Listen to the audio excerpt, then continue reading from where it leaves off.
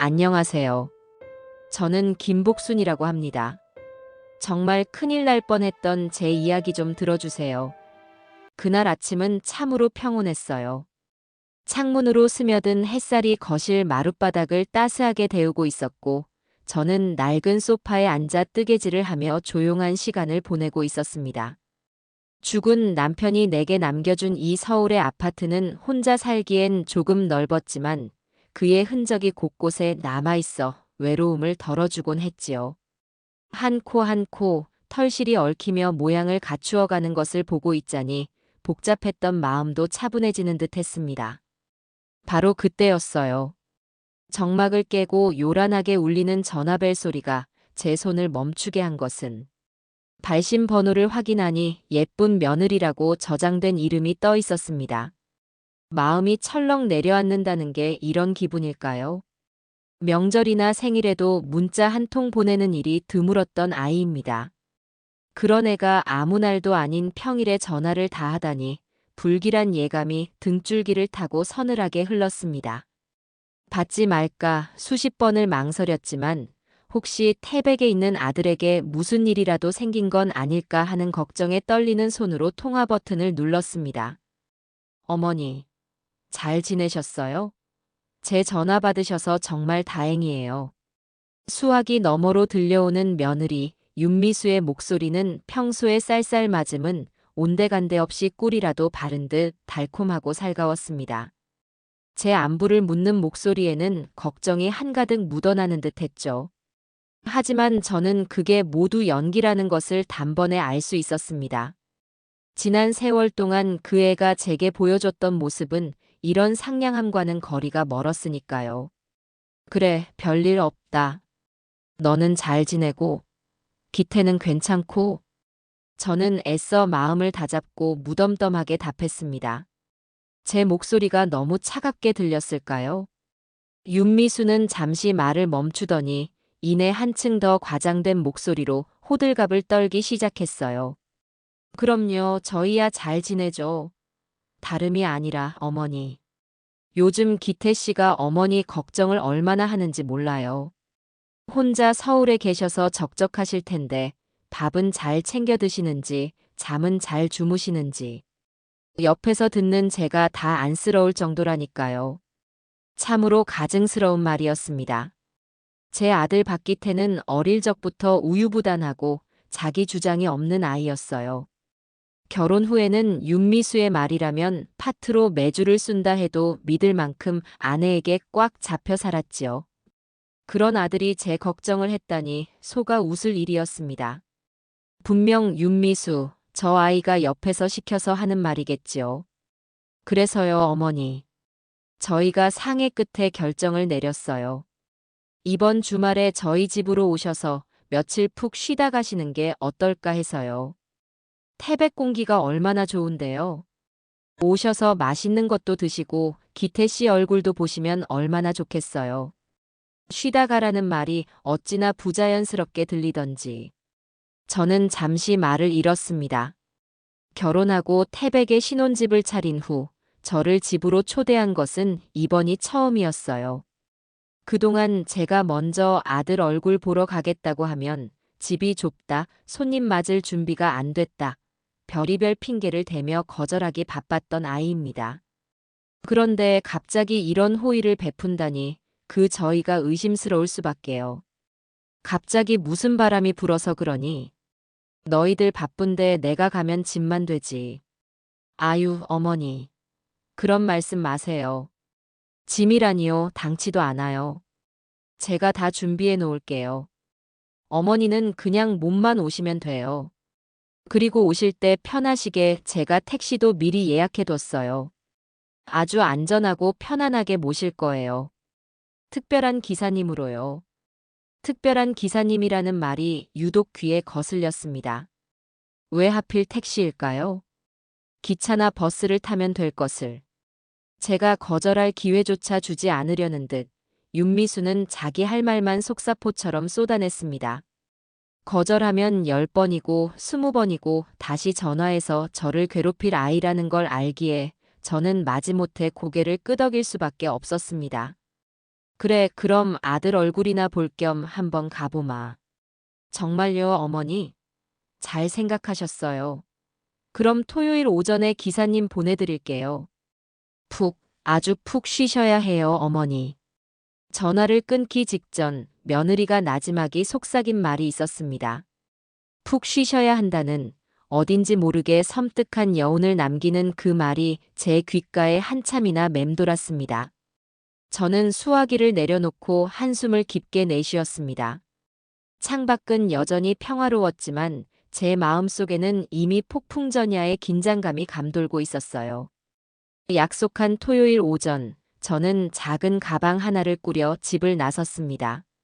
아파트 현관 앞에 서자 거짓말처럼 검은색 세단 한 대가 부드럽게 멈춰 섰습니다.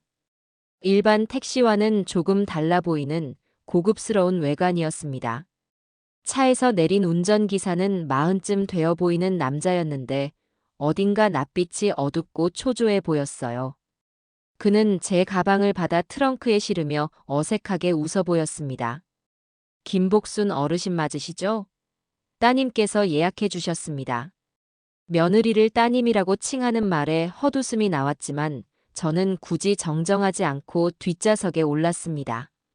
차 안은 값비싼 방향제 냄새와 기사의 긴장감이 뒤섞여 답답한 공기를 만들어내고 있었습니다.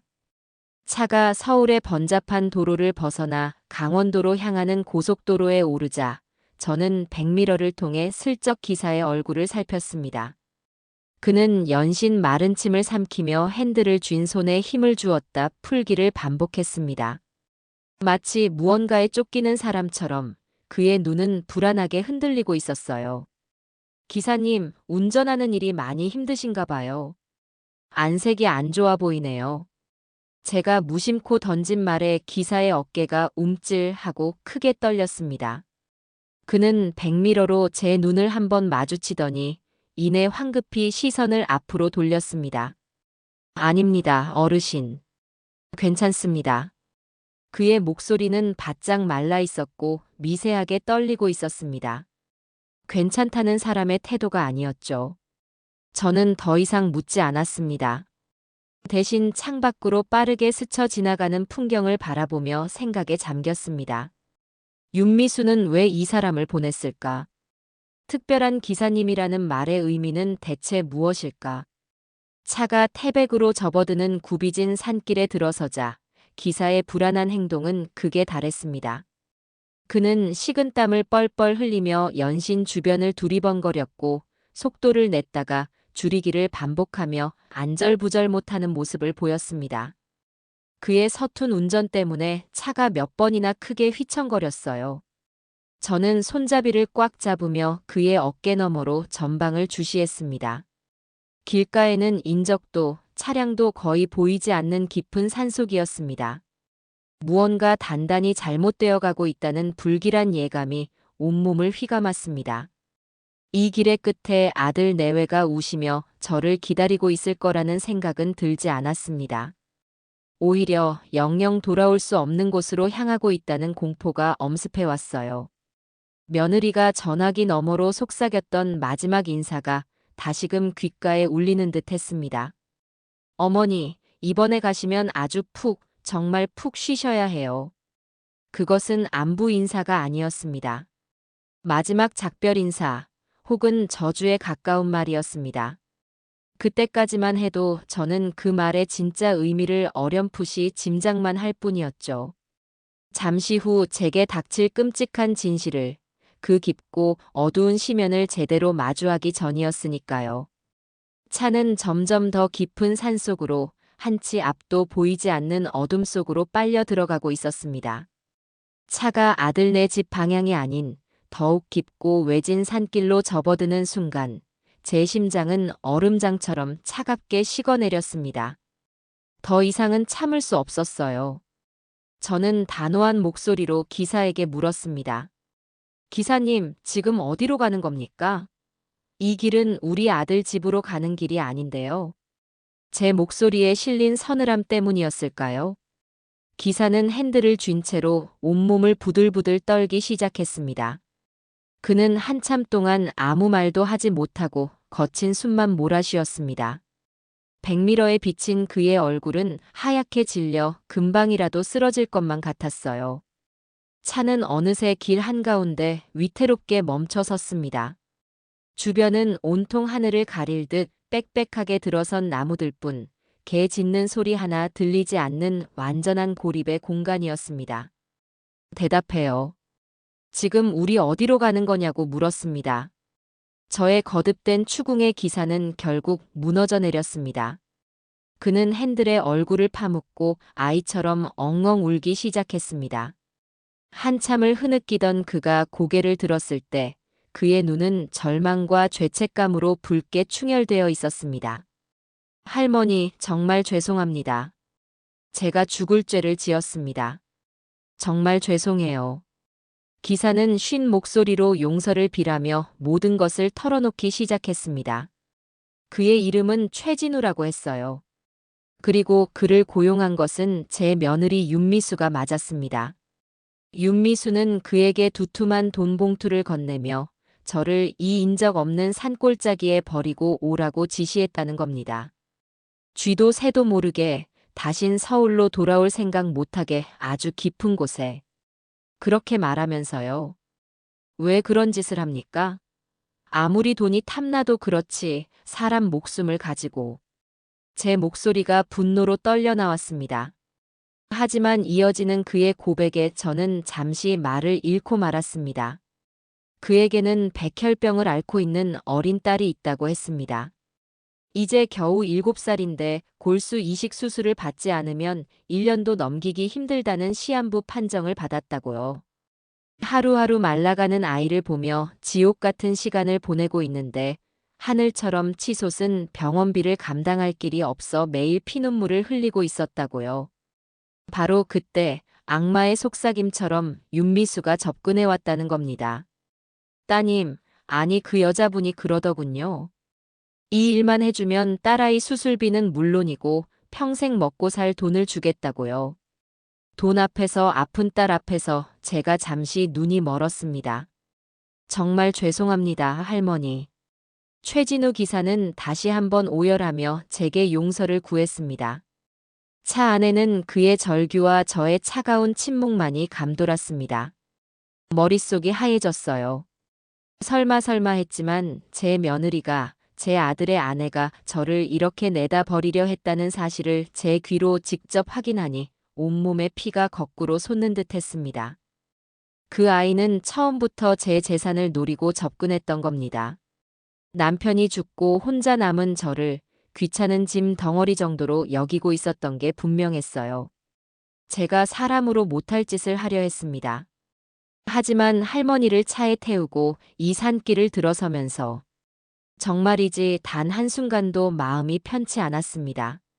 돌아가신 제 어머니 생각도 나고 이건 정말 아니라는 생각이 들었어요. 그래서 다 말씀드리고 할머니를 다시 안전하게 모셔다 드린 후에 경찰에 가서 자수하려고 했습니다. 그의 진심 어린 후회에 제 마음속의 분노는 조금씩 다른 감정으로 변해가고 있었습니다.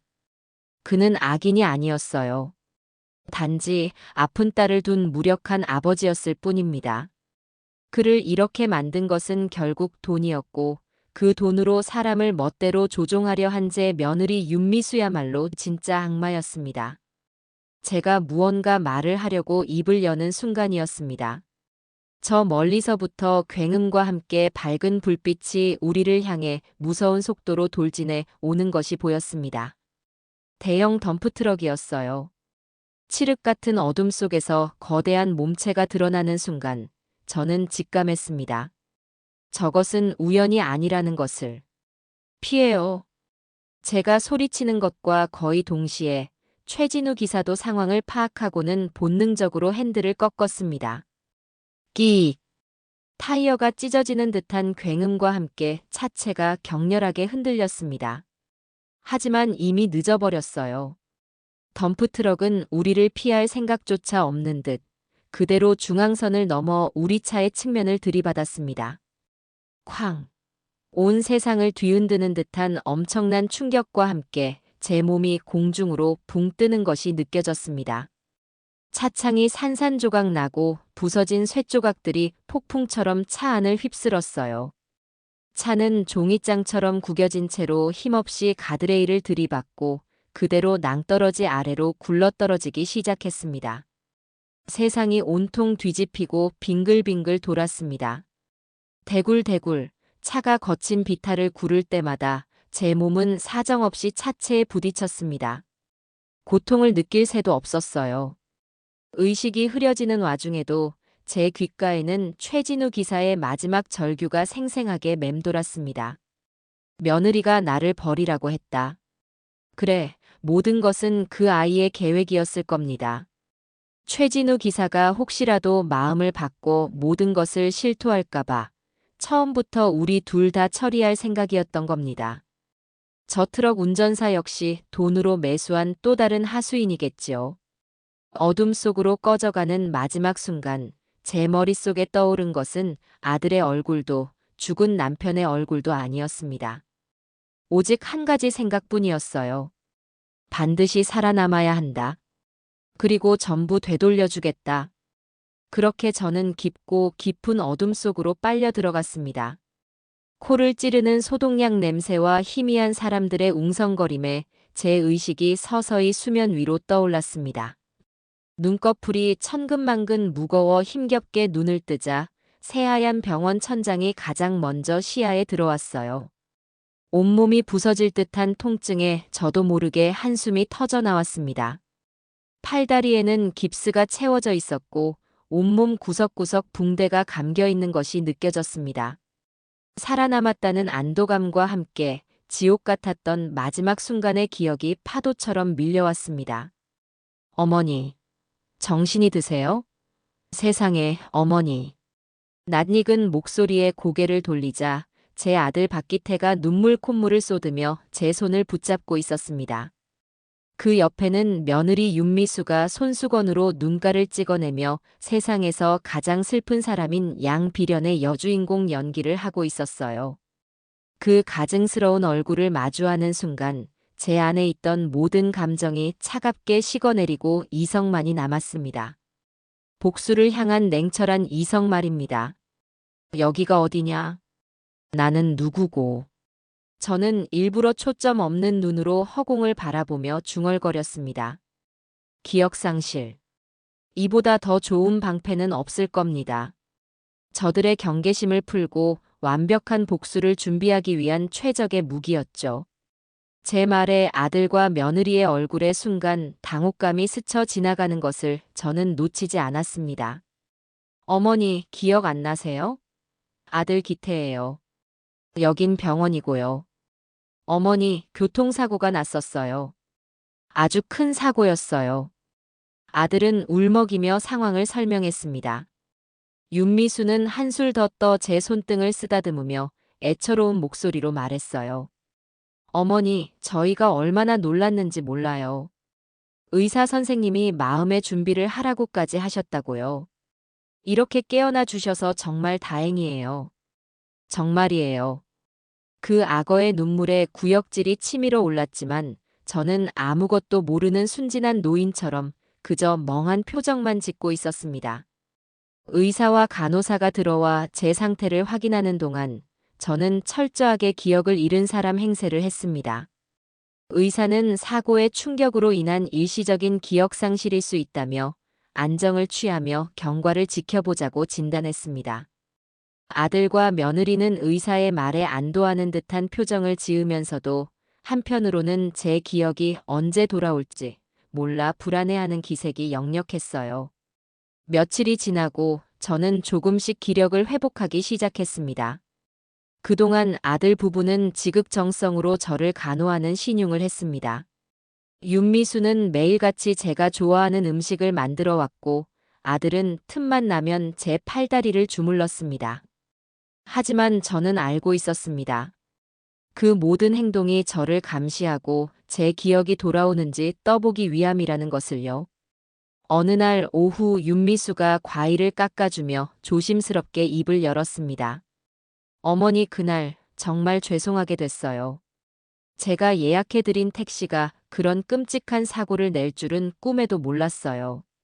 저는 깎아놓은 사과를 받아 물끄러미 바라보며 물었습니다. 택시? 내가 택시를 탔었니? 네, 어머니. 태백 저희 집에 오시려고요. 그런데 그만 운전하시던 기사 아저씨는 현장에서 돌아가셨대요. 졸음운전이었던 것 같다고 하더라고요. 윤미수는 눈 하나 깜빡하지 않고 거짓말을 내뱉었습니다. 최진우 기사가 죽었다고요? 저는 순간 손에 들고 있던 사과를 떨어뜨릴 뻔했습니다. 하지만 이내 평정심을 되찾고 슬픈 표정을 지으며 말했어요. 세상에 나 때문에 사람이 죽었구나. 아이고 어떻게 해. 어머니 탓이 아니에요. 그 사람 가족들한테는 저희가 도의적인 책임으로 합의금도 두둑하게 챙겨드렸어요. 그러니 너무 마음 쓰지 마세요. 그 말을 듣는 순간 저는 모든 것을 확신했습니다. 최진우 기사는 죽지 않았습니다. 저들이 어딘가에 그를 숨겨두고 있는 겁니다. 그가 깨어나 진실을 말하는 것이 두려운 것이겠죠. 합의금을 줬다는 말도 혹시라도 제가 나중에 기억을 되찾고 기사 가족을 찾아 나설 것에 대비한 거짓말일 겁니다. 그날 밤 아들 부부가 병실을 비운 틈을 타 저는 몰래 숨겨두었던 핸드폰을 꺼내 들었습니다. 손가락이 부자연스러웠지만 또박또박 번호를 눌러 전화를 걸었습니다. 신호음이 몇 번 울리고 수화기 너머로 중후한 목소리가 들려왔습니다. 사모님, 저 조 실장입니다. 괜찮으신 겁니까? 뉴스에서 사고 소식을 보고 얼마나 걱정했는지 모릅니다. 조병철 실장. 그는 제 남편이 살아있을 적 평생을 그림자처럼 보좌했던 충직한 비서였습니다. 남편이 죽은 후 회사를 떠나 조용히 살고 있었지만 여전히 제게는 가장 믿을 수 있는 사람이었죠. 조 실장, 나예요. 목소리가 이래서 미안해요. 아직 몸이 성치 않아서. 아닙니다, 사모님. 목소리만 들어도 반갑습니다. 그런데 어찌 된 일입니까? 병문안을 가려 해도 아드님 내외가 극구 막아서. 그럴 만한 이유가 있어요. 조 실장, 지금부터 내가 하는 말 잘 들어요. 이건 사고가 아니었어요. 계획된 범죄예요. 저는 수화기를 붙들고 그날 있었던 모든 일을 조용히 그리고 빠짐없이 털어놓았습니다. 택시기사의 고백, 덤프트럭의 고의적인 돌진, 그리고 며느리의 거짓말까지. 모든 이야기를 들은 조 실장은 한동안 아무 말도 하지 못했습니다. 그의 숨소리에서 분노와 충격이 고스란히 전해져 왔어요. 세상에 그런 끔찍한 일이.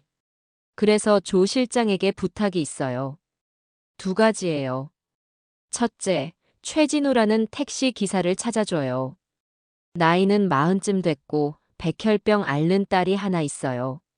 며느리 말로는 죽었다지만 분명 어딘가에 살아있을 겁니다. 저들이 그를 어딘가 외진 곳에 숨겨놓고 감시하고 있을 가능성이 커요. 그를 찾아내서 안전하게 보호해줘요. 알겠습니다, 사모님. 즉시 사람을 풀어 알아보겠습니다. 그리고 두 번째는 무엇입니까? 두 번째는 내 금고를 열 준비를 해줘요. 남편이 남겨준 내 진짜 재산들. 이제 그것들을 움직일 때가 됐어요. 내 아들과 며느리는 내가 가진 것이라고는 이 아파트 한 채와 작은 상가 건물이 전부인 줄 알아요. 그들의 탐욕을 이용할 겁니다. 철저하게, 그리고 남김없이 모든 것을 빼앗아 줄 거예요. 제 목소리에 서린 서늘한 분노를 조 실장도 느꼈을 겁니다. 그는 잠시의 망설임도 없이 단호한 목소리로 대답했습니다. 사모님의 뜻대로 하겠습니다. 무엇이든 명령만 내려주십시오. 전화를 끊고 저는 다시 아무것도 모르는 기억상실 환자로 돌아왔습니다. 창밖은 칠흑 같은 어둠에 잠겨 있었지만 제 눈은 그 어느 때보다도 밝게 빛나고 있었습니다. 이제 게임은 시작되었습니다. 악어의 눈물을 흘리며 제 옆을 지키고 있는 저 가증스러운 것들에게 진짜 지옥이 무엇인지 똑똑히 보여줄 시간이었습니다. 병원에서의 생활은 지루한 연극의 연속이었습니다. 저는 매일 아침 눈을 뜰 때마다 어리둥절한 표정으로 여기가 어디죠? 라고 물으며 하루를 시작했고 아들과 며느리는 지겹지도 않은지 매번 똑같은 설명을 되풀이하며 저를 안심시키는 연기를 했습니다. 그들의 위선적인 얼굴을 마주하는 것은 고역이었지만 저는 복수라는 단 하나의 목표를 위해 모든 것을 참아냈습니다. 몸이 어느 정도 회복되자 저는 아들 부부에게 본격적으로 미끼를 던지기 시작했습니다. 어느 날 오후 텔레비전에서 나오는 경제 뉴스를 물끄러미 보다가 깊은 한숨을 내쉬며 말했어요. 여보, 나 병원비는 어떻게 하지? 당신이 남겨준 돈도 이제 거의 다 써가는데. 저는 일부러 죽은 남편을 찾으며 넋두리를 했습니다. 제 말에 소파에 앉아 휴대폰만 만지작거리던 아들 부부가 동시에 고개를 들었습니다. 윤미수가 기다렸다는 듯이 다가와 제 손을 잡으며 말했어요. 어머니, 무슨 말씀이세요? 병원비 걱정은 하지 마세요. 저희가 어떻게든 다 해결할게요. 그 말에 저는 고개를 저으며 더욱 처량한 목소리로 말했습니다. 아니다. 너희들 사는 것도 넉넉지 않은데 어떻게 신세를 지겠니? 내가 알아서 해야지. 아, 맞다. 그이가 나한테 남겨준 작은 상가 건물이 하나 있었지. 강서구에 있는 거. 그걸 팔면 병원비랑 앞으로 살아갈 생활비 정도는 마련할 수 있을 거야. 제 입에서 상가 건물이라는 말이 나오는 순간 윤미수와 박기태의 눈이 순간적으로 반짝이는 것을 저는 똑똑히 보았습니다. 그들의 탐욕스러운 눈빛은 어둠 속에서도 빛나는 맹수의 그것과 같았어요. 상가요? 어머니, 그런 게 있었어요? 윤미수는 애써 태어난 척했지만 목소리가 미세하게 떨리고 있었습니다. 아들 박기태 역시 귀가 솔깃해진 듯 제 옆으로 바짝 다가앉았습니다. 그래, 아주 작은 상가야. 너희 아버지가 노후 자금으로 쓰라고 남겨준 건데 이렇게 쓰게 될 줄은 몰랐구나. 기태야, 네가 좀 알아봐다오. 요즘 시세가 어떤지, 어떻게 팔아야 하는지. 나는 아무것도 기억이 안 나니 네가 대신 좀 해줘야겠다. 네, 어머니. 당연히 제가 해드려야죠. 걱정 마세요. 제가 아는 부동산 중개인이 있으니 제값 받고 팔 수 있도록 잘 알아봐 드릴게요. 아들은 마치 자기 일인 양 신이 나서 대답했습니다. 그 모습에 저는 속으로 쓴웃음을 삼켰습니다. 남편이 제게 남겨준 재산은 그들이 상상하는 것 이상이었습니다. 그 작은 상가 건물은 전체 자산의 조족지혈, 빙산의 일각에 불과했죠. 하지만 저들은 이제 제가 가진 돈이 그것뿐이라고 완전히 믿게 될 겁니다. 덫에 걸려들기 시작한 것이죠. 그날 이후 아들 부부는 상가 건물 매각에 열을 올렸습니다. 박기태는 하루가 멀다고 부동산 중개인을 만나고 다녔고 윤미수는 옆에서 더 비싼 값에 팔아야 한다며 부추겼습니다. 그들은 제 병실에 앉아 자기들끼리 그 돈을 어떻게 쓸 것인지에 대해 의논하기도 했습니다. 물론 제가 다 듣고 있다는 사실은 까맣게 모른 채로요. 여보, 그 돈 받으면 우선 우리 빚부터 갚자. 그리고 남는 돈으로는 당신 차부터 바꿔야지. 지금 타는 차는 너무 낡았어. 알았어. 그리고 당신이 갖고 싶어 하던 명품 가방도 하나 사. 그동안 우리 고생 많았잖아. 어머니 병수발 드느라. 그들의 대화를 듣고 있자니 헛웃음이 절로 나왔습니다. 아직 팔리지도 않은 건물을 가지고 김칫국부터 마시는 꼴이라니. 저는 그들이 탐욕의 늪에 스스로 빠져 허우적대는 모습을 그저 지켜볼 뿐이었습니다. 그러던 어느 날 밤 조 실장에게서 전화가 걸려왔습니다. 저는 화장실에 가는 척 병실을 빠져나와 비상계단에서 조심스럽게 전화를 받았습니다. 사모님 찾았습니다.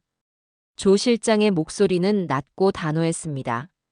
제 심장이 세차게 뛰기 시작했어요. 최진우 기사 찾았군요. 어디에 있습니까? 괜찮은 건가요? 예상대로였습니다. 며느님께서 사람을 시켜 강원도에 있는 한 허름한 요양병원에 그를 옮겨두었습니다. 의식은 아직 회복하지 못했지만 생명에는 지장이 없는 상태라고 합니다. 병원 측에는 연고 없는 환자라고 둘러대고 고용한 간병인들이 24시간 철저하게 지키고 있습니다. 그렇군요. 역시 살아있었어. 그 딸은 어떻게 지내고 있답니까? 그건 역시 알아봤습니다. 최진우 씨의 부인은 몇 년 전 병으로 세상을 떠났고 딸은 외할머니 댁에 맡겨져 있었습니다. 하지만 며느님이 보낸 사람들이 찾아가 최진우 씨가 도박 빚으로 잠적했으며 자신들이 그 빚을 대신 갚아주는 조건으로 딸의 친권을 넘겨받았다고 합니다. 지금은 한 보육시설로 옮겨진 상태입니다. 기가 막혀 말이 나오지 않았습니다. 사람의 탈을 쓰고 어떻게 저렇게까지 잔인할 수 있을까요? 아픈 아이를 볼모로 아버지의 입을 막으려는 수작이었습니다. 최진우 기사가 혹시라도 깨어나 모든 것을 경찰에 알리면 딸을 해치겠다는 무언의 협박인 셈이죠. 조 실장, 지금부터 내 말을 잘 들어요. 우선 최진우 기사를 그곳에서 빼내야 합니다. 우리가 관리하는 병원 중 가장 보안이 철저한 곳으로 옮겨서 최고의 치료를 받게 해주세요. 그리고 그 딸아이도 우리가 안전하게 보호해야 합니다. 법적인 절차를 밟아서라도 그 아이를 다시 외할머니 품으로 돌려보내주세요. 필요한 돈은 얼마든지 써도 좋습니다. 알겠습니다, 사모님. 즉시 처리하겠습니다. 그리고 한 가지 더. 상가 건물이 곧 팔릴 겁니다. 매각 대금은 내 아들 박기태 명의의 통장으로 입금되도록 하세요. 나는 돈 관리를 할 수 없는 사람처럼 보여야 하니까요. 그 돈이 그들에게는 마지막 희망이자 곧 절망의 시작이 될 겁니다. 사모님의 깊은 뜻을 헤아렸습니다. 모든 것이 계획대로 진행되도록 하겠습니다. 전화를 끊고 병실로 돌아왔을 때 저는 그 어느 때보다도 차분하고 냉정했습니다. 복수의 판은 짜졌고 배우들은 무대 위로 올라왔습니다. 이제 남은 것은 저 가증스러운 것들이 스스로 파멸의 길로 걸어 들어가는 것을 지켜보는 일뿐이었어요. 며칠 후 상가 건물이 시세보다 조금 높은 가격에 팔렸고 약속대로 거액의 현금이 아들의 통장에 입금되었습니다. 아들과 며느리는 돈벼락이라도 맞은 듯 기뻐하며 서로를 부둥켜 안았습니다.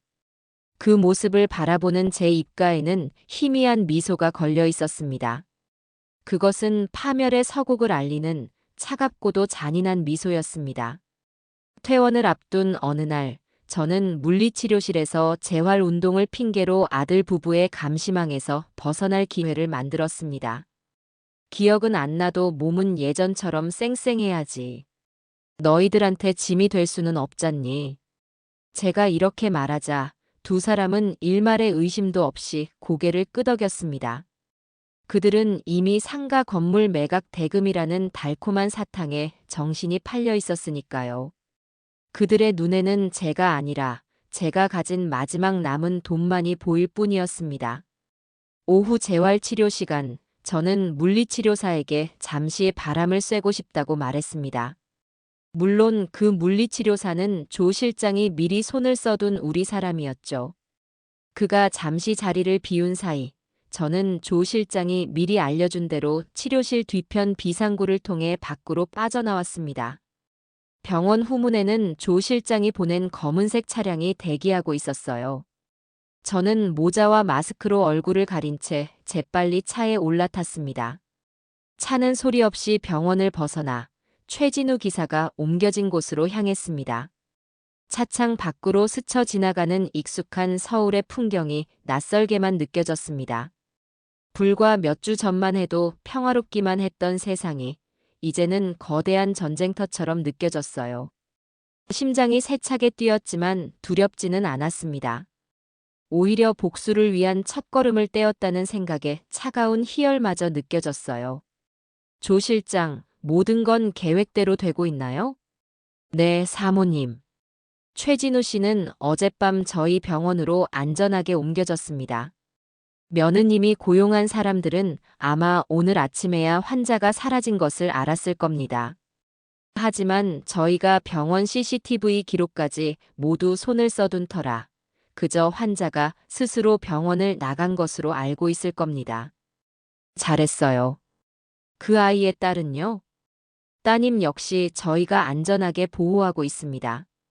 외할머니 되시는 분과도 연락이 닿았고요. 법무팀에서 친권 관련 문제를 처리하고 있으니 조만간 좋은 소식이 있을 겁니다. 조 실장의 빈틈없는 일 처리에 저는 마음이 놓였습니다. 역시 남편이 평생을 믿고 곁에 둔 사람다웠습니다. 1시간쯤 달렸을까요? 차는 서울 외곽에 위치한 한적한 재활 전문 병원 앞에 멈춰 섰습니다. 이곳은 남편이 살아생전 후원하던 곳으로 병원장은 물론 모든 직원이 우리에게 절대적으로 충성하는 사람들이었습니다. 이곳이라면 그 어떤 위협으로부터도 최진우 기사를 안전하게 지킬 수 있을 터였습니다. 조 실장의 안내를 받아 들어선 1인 특실. 침대에는 최진우 기사가 링거를 꽂은 채 희미한 의식을 유지한 채 누워 있었습니다.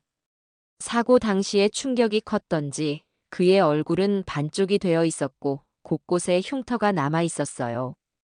인기척을 느꼈는지 그가 힘겹게 눈꺼풀을 들어 올렸습니다. 저를 발견한 그의 눈동자가 놀라움과 혼란으로 커졌어요. 할머니.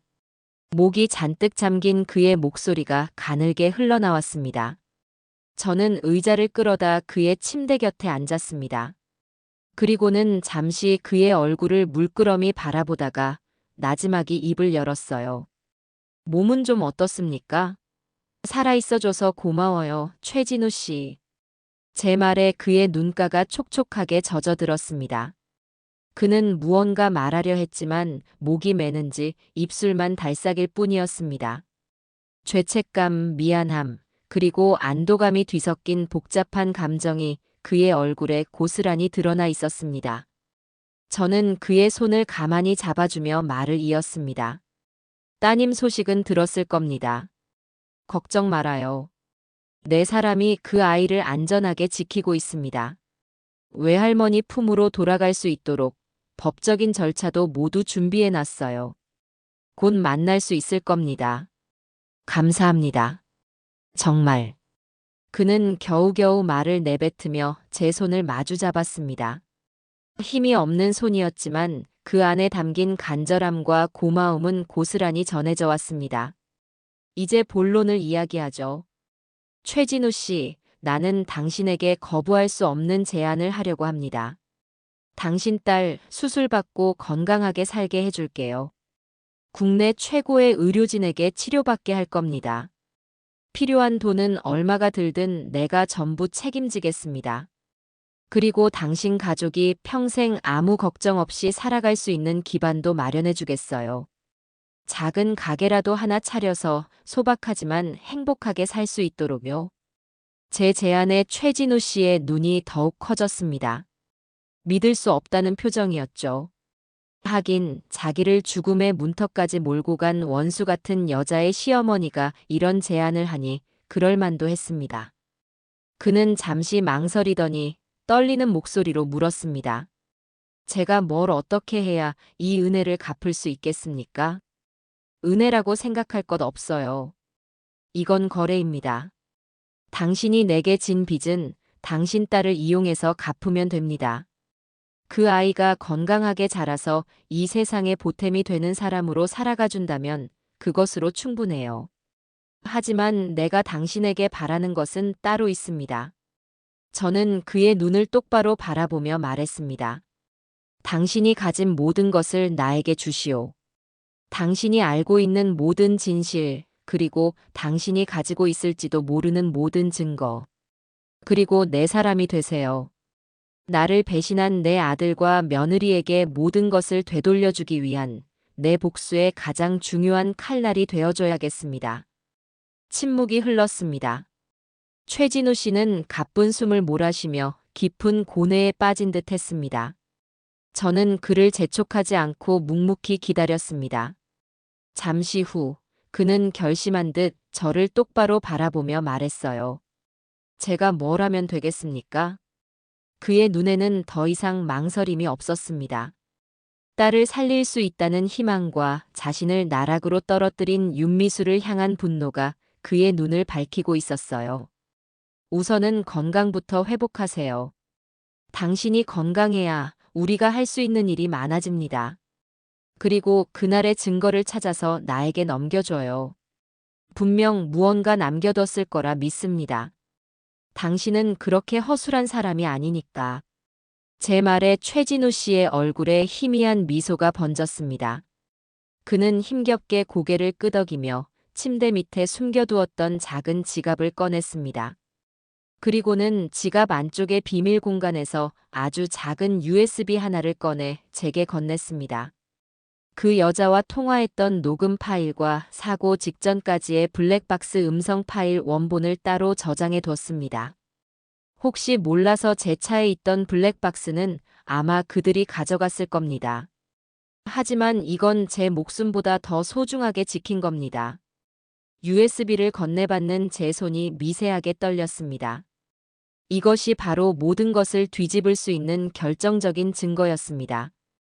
윤미수가 최진우에게 범행을 지시하는 목소리, 그리고 사고 직전 덤프트럭이 고의로 돌진해왔다는 것을 증명할 수 있는 마지막 퍼즐 조각.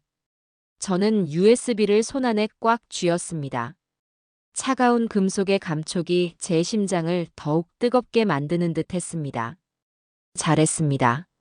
정말 잘했어요, 최진우 씨. 당신의 용기가 헛되지 않도록 내가 모든 것을 제자리로 돌려놓겠습니다. 그러니 당신은 아무 걱정 말고 치료에만 전념하세요. 모든 것이 끝나면 웃는 얼굴로 따님을 만나러 가게 될 겁니다. 저는 그의 어깨를 두드려주고 자리에서 일어났습니다. 병실을 나오자 밖에서 기다리고 있던 조 실장이 제게 다가와 고개를 숙였습니다. 사모님, 모든 것이 순조롭습니다. 그래요. 이제 다음 단계로 넘어갈 시간이에요. 내 며느리 윤미수가 쌓아올린 허영의 성을 무너뜨릴 겁니다. 아주 처참하고 화려하게 말이죠. 병원으로 돌아오는 차 안에서 저는 창밖을 바라보며 조용히 웃었습니다. 윤미수, 그리고 박기태. 너희들이 그토록 원했던 돈이 이제 너희의 목을 조르는 밧줄이 될 것이다. 이제 막 잔인한 연극의 이막이 오르고 있었습니다. 상가 매각 대금이 통장에 들어온 이후 윤미수는 물 만난 고기처럼 사치에 빠져들었습니다. 그녀는 마치 보상이라도 받으려는 듯 매일같이 백화점 명품관을 드나들며 머리부터 발끝까지 신상으로 휘감았습니다. 그리고는 그것들을 자신의 SNS에 보란 듯이 전시하며 사람들의 부러움을 사는 것을 낙으로 삼았죠. 기억 잃은 시어머니 병수발 드느라 고생한 나를 위한 선물이라는 가증스러운 문구와 함께 말입니다.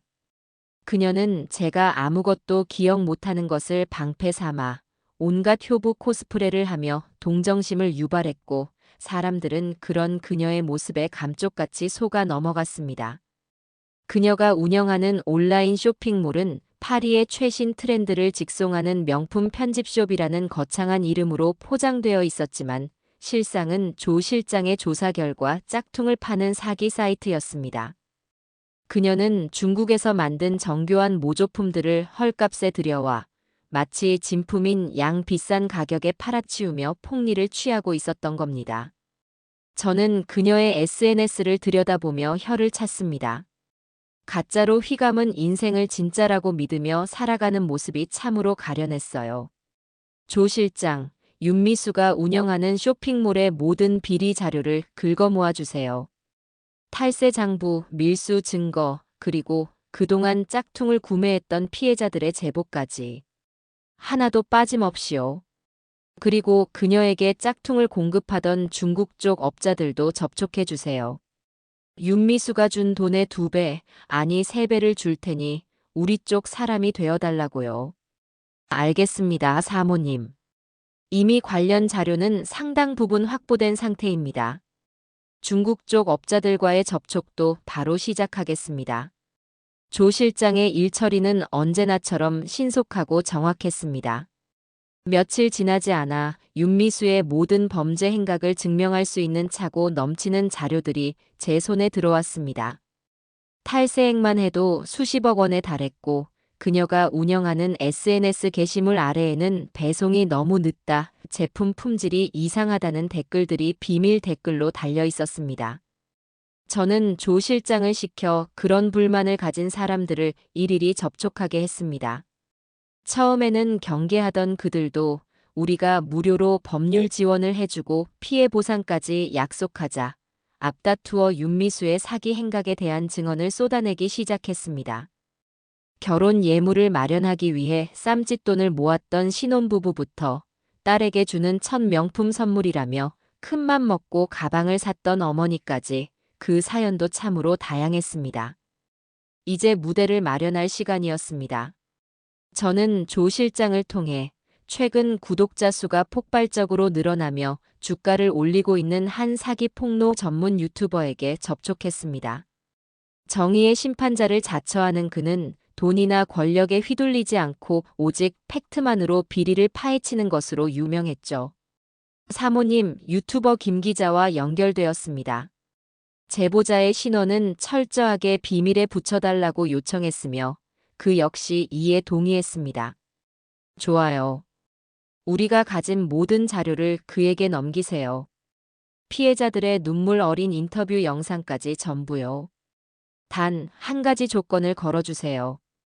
윤미수가 가장 행복해하는 순간에 그녀가 가장 높은 곳에 올라섰다고 믿는 바로 그 순간의 모든 것을 터뜨려 달라고요.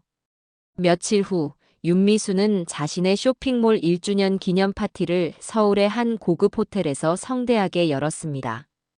유명 연예인과 인플루언서들을 대거 초청한 그야말로 허영의 절정을 보여주는 자리였죠.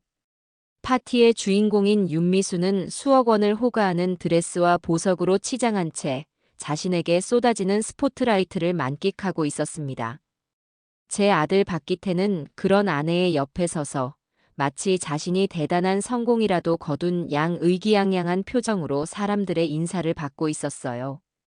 바로 그때였습니다.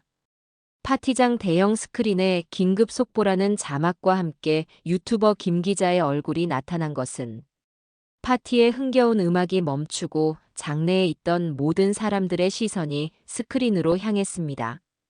안녕하십니까, 김 기자입니다. 오늘 저는 화려함 뒤에 추악한 진실을 숨기고 있는 온라인 쇼핑몰 미수드 파리의 대표 윤미수 씨의 실체를 고발하고자 합니다. 김 기자의 단호한 목소리와 함께 스크린에는 윤미수의 탈세 장부, 밀수 현장 사진, 그리고 그녀가 짝퉁을 판매했다는 명백한 증거들이 쉴 새 없이 쏟아져 나왔습니다. 심지어 그녀에게 짝퉁을 공급했던 중국 업자와의 화상 인터뷰까지 생중계되었습니다. 업자는 유창한 한국말로 윤미수가 어떤 물건을 얼마에 주문했는지, 그리고 어떻게 세관을 속여 물건을 들여왔는지 상세하게 폭로했습니다. 피해자들의 얼굴은 모자이크 처리되었지만 그들의 떨리는 목소리와 눈물은 파티장에 있는 모든 사람들의 마음을 움직이기에 충분했습니다. 파티장은 순식간에 아수라장이 되었습니다. 사람들은 경악과 배신감에 찬 눈으로 파티의 주인공이었던 윤미수를 바라보았고 곳곳에서 수군거리는 소리와 카메라 플래시 터지는 소리가 요란하게 울려 퍼졌습니다. 윤미수는 새하얗게 질린 얼굴로 스크린을 바라보며 아니야, 저건 다 거짓말이야 라고 소리쳤지만 그녀의 목소리는 사람들의 비난 소리에 묻혀버렸습니다. 어떻게 저런 사기꾼을. 내 돈 내고 짝퉁을 산 거였어? 완전 인간 말종이네. 그 순간 호텔 연회장 문이 활짝 열리며 국세청 조사관들과 경찰들이 들이닥쳤습니다. 윤미수 씨, 탈세 및 사기 혐의로 긴급 체포합니다. 변호사를 선임할 수 있으며. 조사관들이 미란다 원칙을 고지하며 그녀에게 수갑을 채우는 모습은 그날 밤 모든 언론사의 헤드라인을 장식했습니다. 인생의 정점에서 허영을 만끽하던 그녀가 한순간에 범죄자가 되어 나락으로 떨어지는 순간이었습니다. 저는 병실 텔레비전을 통해 그 모든 광경을 지켜보았습니다. 수갑을 찬 채 끌려나가며 절규하는 며느리의 모습을 보며 저는 아주 오랜만에 밥을 맛있게 먹었습니다. 아직 시작에 불과했습니다. 이제 다음 차례는 제 아들 박기태였습니다. 윤미수가 구속되고 언론이 연일 그녀의 사기 행각에 대해 대서특필하는 동안 아들 박기태는 혼이 나간 사람처럼 지냈습니다. 그는 어떻게든 아내를 빼내보려고 백방으로 뛰어다녔지만 증거가 너무나도 명백했고 여론 또한 최악으로 치닫고 있어 누구도 선뜻 그를 도우려 하지 않았습니다. 그는 결국 제 병실로 찾아와 무릎을 꿇고 울며 매달렸습니다. 어머니, 제발 미수 좀 살려주세요. 어머니가 가지고 계신 돈으로 유능한 변호사만 선임하면. 저는 여전히 아무것도 모르는 표정으로 그의 어깨를 다독였습니다. 기태야, 나한테 무슨 돈이 있니? 상갑한 돈은 전부 너한테 있지 않니? 그리고 나는 아무것도 기억이 안 나서. 네 아내가 무슨 잘못을 했는지도 잘 모르겠구나. 제 말에 박기태는 절망적인 표정으로 주저앉았습니다. 그는 상갑한 돈의 대부분을 윤미수의 쇼핑몰에 투자했거나 그녀의 사치 비용으로 탕진한 후였습니다. 그에게 남은 돈으로는 대한민국 최고의 로펌을 선임하기엔 턱없이 부족했죠. 아내의 몰락으로 정신이 없는 박기태에게 저는 두 번째 칼날을 겨누기 시작했습니다. 그는 태백에 있는 한 중견 건설 회사의 현장 소장으로 일하고 있었습니다. 조 실장의 조사에 따르면 그 자리는 윤미수의 어머니, 즉 그의 장모가 회사 고위 임원에게 뇌물을 주고 아들처럼 아끼는 사위를 위해 만들어준 낙하산 자리였습니다. 실력도 없으면서 과분한 자리에 앉은 그는 그동안 현장에서 안전 규정을 무시하고 값싼 자재를 쓰는 방식으로 공사비를 빼돌려 비자금을 조성해왔습니다. 조 실장, 박기태 밑에서 일하는 직원 중에 그의 비리를 눈감아주는 대가로 떡고물을 받아먹으면서도 한편으로는 불안해하고 있을 만한 인물을 찾아보세요. 그리고 그를 우리 사람으로 만드세요. 알겠습니다, 사모님. 물색해둔 인물이 있습니다. 박기태의 바로 밑에서 현장 관리를 총괄하는 박대리라는 인물입니다. 박기태의 모든 비리를 가장 가까이에서 지켜본 인물이죠. 며칠 후 조 실장은 박대리와의 만남을 주선했습니다. 저는 재활 치료를 핑계로 다시 한번 병원을 빠져나와 조 실장이 마련한 안전가옥에서 박 대리를 만났습니다. 그는 잔뜩 겁에 질린 표정으로 제 앞에 앉아 있었어요. 박 대리라고 했나요? 내가 누군지 왜 당신을 보자고 했는지는 들었을 겁니다. 네, 들었습니다, 사모님. 나는 당신에게 어려운 부탁을 하려는 게 아니에요. 단지 정의를 바로 세우고 싶은 것뿐입니다. 박기태 소장이 저지른 모든 비리의 증거를 나에게 넘겨주세요. 당신이 빼돌린 자재 목록, 부실 공사 현장을 찍은 사진, 그리고 비자금 장부까지. 당신이 알고 있는 모든 것을요. 박 대리는 망설였습니다. 내부 고발자가 어떤 대접을 받는지, 이 바닥에서 다시는 발을 붙일 수 없게 될 거라는 사실을 잘 알고 있었기 때문이겠죠. 물론 공짜는 아닙니다. 당신이 증거를 넘겨주는 대가로 나는 당신의 남은 인생을 책임지겠습니다. 박기태가 당신에게 줬던 떡고물과는 비교도 안 될 만큼의 돈을 주겠어요. 그리고 당신 가족이 아무 문제 없이 해외로 나가 새로운 삶을 시작할 수 있도록 모든 것을 지원해 주겠습니다. 선택은 당신의 몫입니다. 썩어가는 배 안에서 박기태와 함께 침몰할 것인지 아니면 내 손을 잡고 새로운 세상으로 나아갈 것인지. 제 제안에 박 대리의 눈빛이 흔들렸습니다. 그는 한참을 고민하더니 이내 결심한 듯 자리에서 일어나 제게 깊이 고개를 숙였습니다. 사모님 믿고 따르겠습니다. 제가 가진 모든 것을 넘겨드리겠습니다. 그날 이후 박 대리는 조 실장과 긴밀하게 연락하며 박기태의 모든 비리 증거를 차곡차곡 모아 우리에게 전달했습니다. 그가 넘겨준 자료는 상상을 초월할 정도로 구체적이고 충격적이었습니다.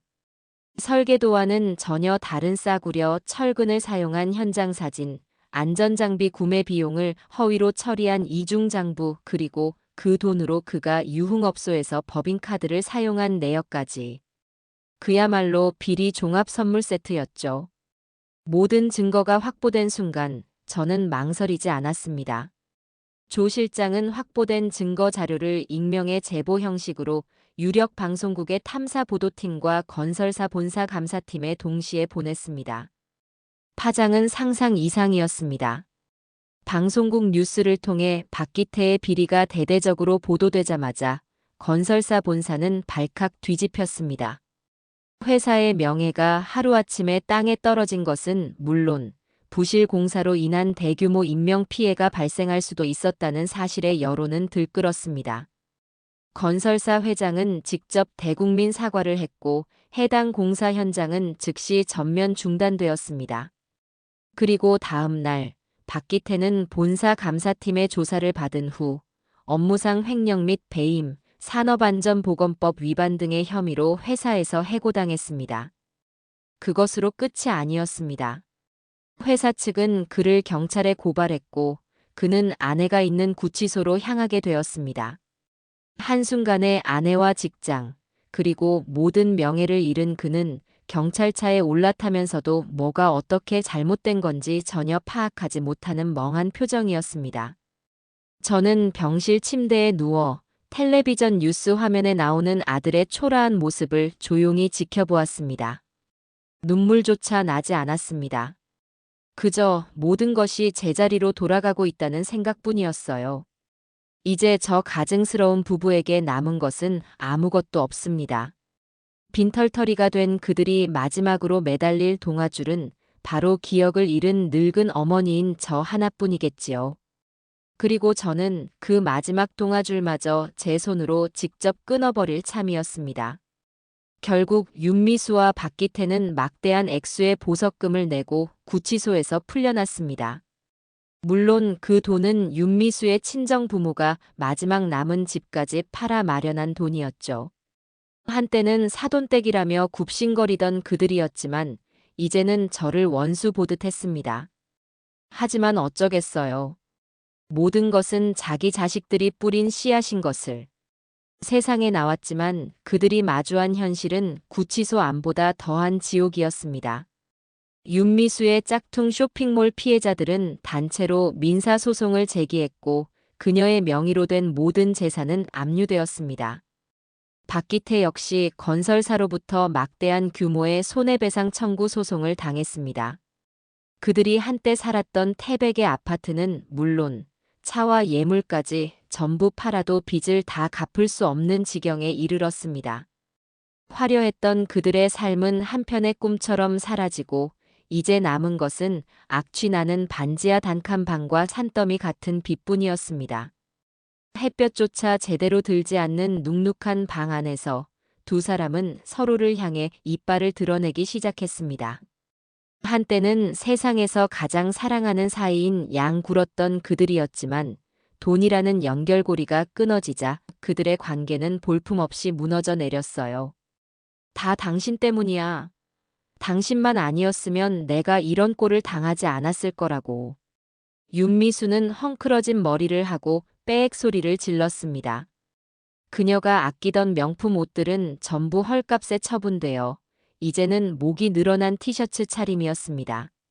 뭐, 나 때문이라고? 지금 제정신이야? 짝퉁 팔아서 돈 벌자고 한 게 누군데? 당신 욕심 때문에 내 인생까지 전부 망했어. 박기태 역시 지지 않고 맞받아쳤습니다. 그의 얼굴에는 한때 아버지 회사라도 물려받을 것처럼 거들먹거리던 오만함은 온데간데 없고 패배자의 절망만이 가득했습니다. 뭐, 내 욕심.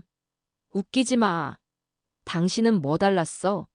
내가 벌어다주는 돈으로 비싼 차 굴리고 좋은 옷 입을 땐 언제고 이제 와서 나한테 다 뒤집어 씌우는 거야? 그리고 당신 어머니, 그 노인네만 없었어도 일이 이렇게까지 되지는 않았어. 우리 어머니를 들먹이지 마. 어머니는 아무것도 기억 못 하신단 말이야. 기억을 못 해? 천만에. 그 노인네 전부 연기하는 걸 거야. 그 상가 건물 판 돈, 우리가 다 날린 것 뻔히 알면서 모르는 척하는 거라고. 분명히 숨겨둔 재산이 더 있을 거야. 당신 아버지, 박 회장이 보통 사람이었어? 그렇게 쉽게 모든 걸 며느리인 나한테 넘겨줄 리가 없다고. 그들의 싸움은 매일같이 이어졌습니다.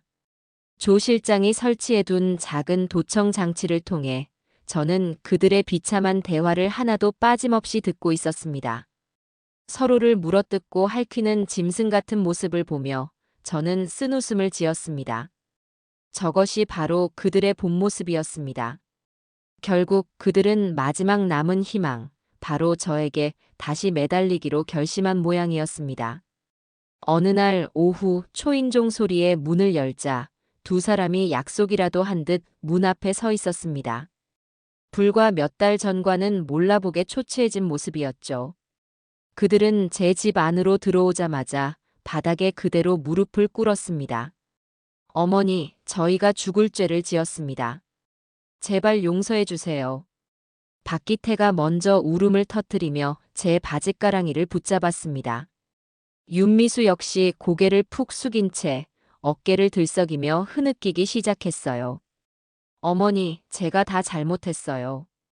제가 욕심에 눈이 멀어서 기태 씨를 망치고 어머니 마음에도 못을 박았어요. 이렇게 벌받아 마땅해요. 하지만 제발 저희 좀 살려주세요. 이대로는 길바닥에 나앉아 굶어 죽게 생겼어요. 참으로 가증스러운 연기였습니다.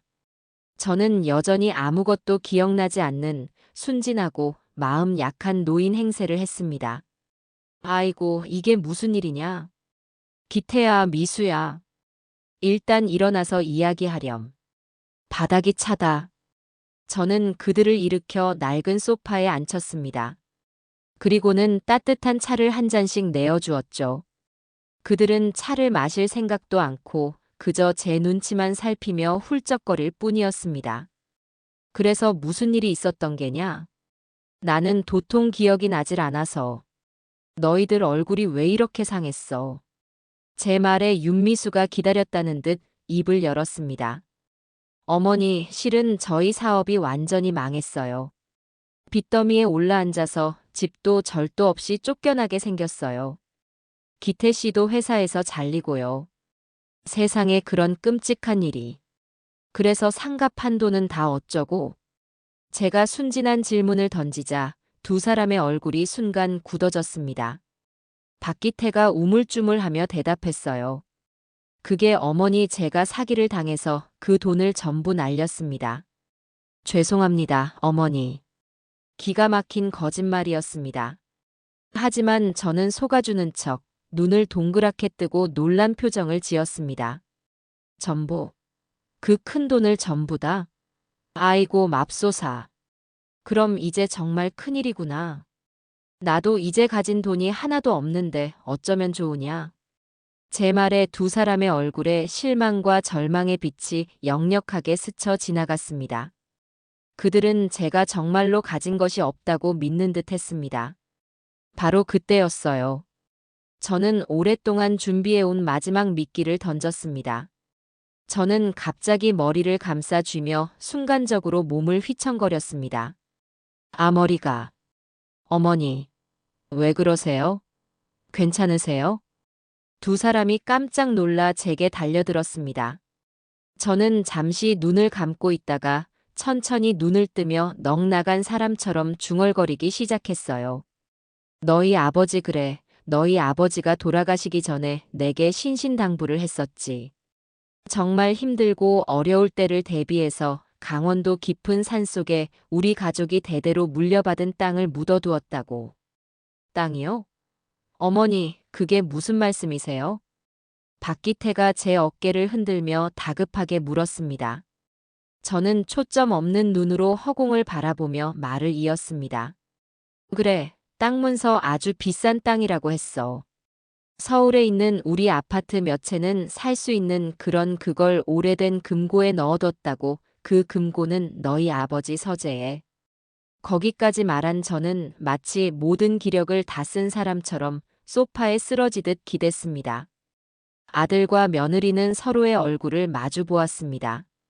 그들의 눈에는 의심과 함께 주체할 수 없는 탐욕이 불꽃처럼 타오르고 있었습니다.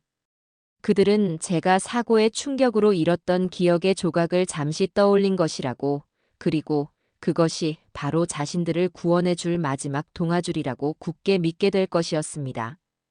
저는 속으로 차갑게 웃었습니다. 그래, 어서 그 동아줄을 잡아라. 그 끝이 지옥으로 향하는 썩은 밧줄이라는 것도 모른 채 말이다. 그날 이후 아들 부부는 제 아파트를 수시로 드나들었습니다. 겉으로는 기억을 잃은 늙은 어미를 돌본다는 효심 가득한 핑계를 댔지만 그들의 진짜 목적은 따로 있었죠. 바로 제가 말했던 오래된 금고를 찾는 것이었습니다. 그들은 제가 잠시 조는 척 눈을 감고 있을 때나 화장실에 갈 때마다 집안 구석구석을 이잡듯 뒤졌습니다. 특히 죽은 남편의 서재는 거의 매일같이 들쑤셔 놓았어요. 책을 전부 꺼내보기도 하고 벽을 두드려 보며 비밀 공간이라도 있는 건 아닌지 확인하기도 했습니다. 그들의 필사적인 모습은 마치 먹이를 찾아 헤매는 굶주린 하이에나 같았어요. 저는 그 모든 것을 알면서도 모르는 척했습니다. 오히려 그들의 의심을 사지 않기 위해 가끔씩 기억이 나는 듯 헛소리를 중얼거리기도 했어요. 금고 그래, 아주 튼튼한 쇠로 만든 금고였지. 너희 아버지가 독일에서 직접 주문한 거라고. 제 흰 닌트에 그들의 눈은 더욱더 탐욕으로 번들거렸습니다. 며칠간의 수색 끝에 그들은 마침내 남편의 서재, 낡은 책상 밑 깊숙한 곳에서 먼지를 뒤집어 쓴 낡은 소형 금고를 발견했습니다. 크기는 작았지만 제가 말했던 것처럼 아주 단단한 독일제 금고였죠. 물론 그 금고는 조 실장이 그들의 눈을 속이기 위해 일부러 가져다 놓은 것이었습니다. 금고를 발견한 두 사람은 환호성을 질렀습니다. 이제 이 안에 든 땅 문서만 손에 넣으면 지긋지긋한 빚더미에서 벗어나 다시 예전처럼 화려한 삶을 살 수 있을 거라고 굳게 믿는 듯 했어요. 하지만 금고는 굳게 잠겨 있었습니다. 그들은 온갖 도구를 동원해 금고를 열려고 애썼지만 튼튼한 독일제 금고는 꿈쩍도 하지 않았습니다. 이거 어떻게 열지? 열쇠 수리공을 부를 수도 없고. 부수자. 망치 가져와. 어떻게든 부숴서 열어야 해. 그들은 결국 망치와 정을 이용해 금고를 부수기 시작했습니다. 제가 조 실장의 부축을 받으며 병원 검진을 핑계로 집을 비운 사이 제 집에서는 한밤중에 쇠를 두들기는 요란한 소리가 울려 퍼졌습니다. 그들은 자신들의 마지막 희망이 담겨 있을지도 모르는 그 금고를 열기 위해 이웃의 시선 따위는 아랑곳하지 않았어요. 몇 시간의 사투 끝에 마침내 쾅 하는 소리와 함께 찌그러진 금고 문이 열렸습니다. 땀으로 흠뻑 젖은 박기태와 윤미수는 서로를 마주보며 감격의 미소를 지었습니다. 그리고는 떨리는 손으로 금고 안을 들여다보았죠. 하지만 그들을 기다리고 있었던 것은 수백억 원짜리 땅 문서가 아니었습니다. 금고 안은 텅 비어 있었고 그 가운데에는 아주 작은 USB 메모리 하나만이 덩그러니 놓여 있었을 뿐입니다. 이게 뭐야? 윤미수의 목소리가 허탈하게 울려 퍼졌습니다. 박기태 역시 눈앞의 상황을 믿을 수 없다는 듯 멍한 표정으로 USB를 집어들었습니다. 땅 문서는 어디 있고 왜 이런 게 들어있는 거야? 혹시 이 안에 땅 문서 파일이 들어있는 거 아닐까? 아버님은 첨단 기술 같은 거에 관심 많으셨잖아. 윤미수의 말에 박기태는 일말의 희망을 걸고 고개를 끄덕였습니다. 그들은 자신들이 챙겨온 낡은 노트북에 서둘러 USB를 꽂았습니다. 화면에 마지막 선물이라는 이름의 파일 하나가 나타났습니다. 박기태는 마른 침을 삼키며 떨리는 손으로 파일을 클릭했습니다. 바로 그 순간이었습니다. 노트북 스피커를 통해 지옥의 목소리 같은 익숙한 음성이 터져 나왔습니다. 아주 깊은 산속에 쥐도 새도 모르게 버리고 와요. 다신 서울로 돌아올 생각 못하게. 이 일만 해주면 내가 약속한 돈은 물론이고 평생 먹고 살 돈까지 챙겨줄게요. 그것은 바로 윤미수 자신의 목소리였습니다. 최진우 기사에게 범행을 지시하던 그날의 통화 내용이 한치의 오차도 없이 선명하게 흘러나오고 있었어요. 윤미수와 박기태의 얼굴은 순식간에 새하얗게 질려버렸습니다. 이게 어떻게? 윤미수는 겁에 질려 뒷걸음질 쳤습니다. 통화 내용에 이어 블랙박스 음성 파일이 재생되기 시작했습니다.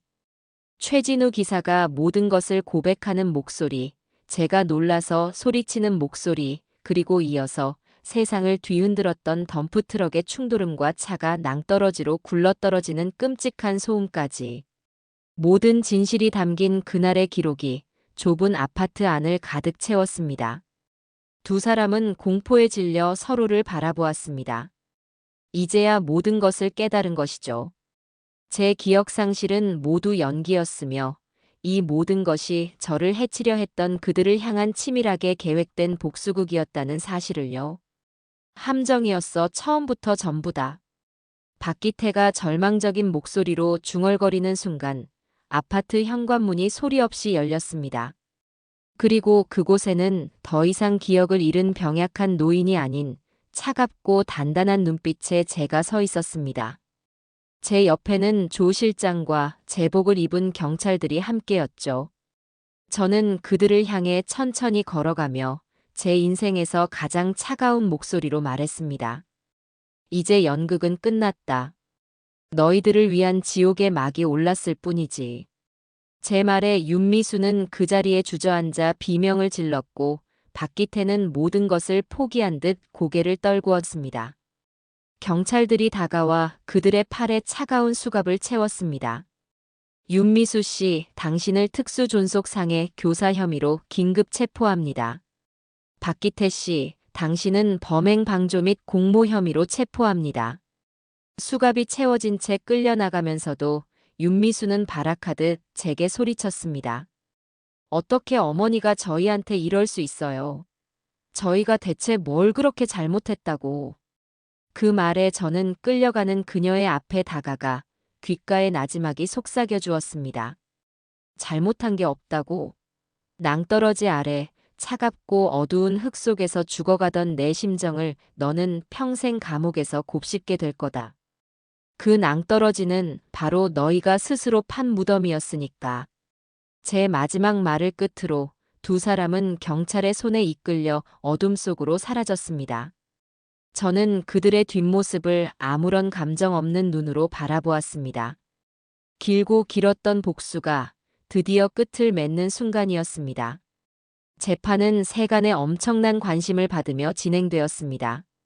며느리가 시어머니의 재산을 노리고 사람을 사서 끔찍한 일을 꾸몄다는 사실은 그 자체만으로도 사람들에게 큰 충격을 주었죠. 제가 증인으로 출석한 날, 법정은 기자들과 방청객들로 발 디딜 틈이 없었습니다. 저는 증인석에 서서 그날 있었던 모든 일을 담담하게 증언했습니다. 윤미수와 박기태는 피고인석에 앉아 고개를 숙인 채 묵묵히 제 이야기를 들을 뿐이었습니다. 재판 내내 그들은 서로의 탓을 하며 책임을 회피하려 했지만 최진우 기사가 넘겨준 USB 속의 명백한 증거 앞에서 그들의 변명은 아무런 힘을 발휘하지 못했습니다. 결국 재판부는 윤미수에게 무기징역을, 범행에 가담하고 방조한 박기태에게는 징역 15년이라는 중형을 선고했습니다. 법봉이 3번 울려 퍼지는 순간 윤미수는 법정이 떠나가라 절규했고 박기태는 그 자리에 쓰러져 오열했습니다. 하지만 그들의 눈물에 동정심을 보내는 사람은 아무도 없었습니다. 모든 것이 끝난 후 저는 약속을 지키기 위해 최진우 기사를 찾아갔습니다. 그는 이제 지팡이 없이도 걸을 수 있을 만큼 건강을 회복한 상태였습니다.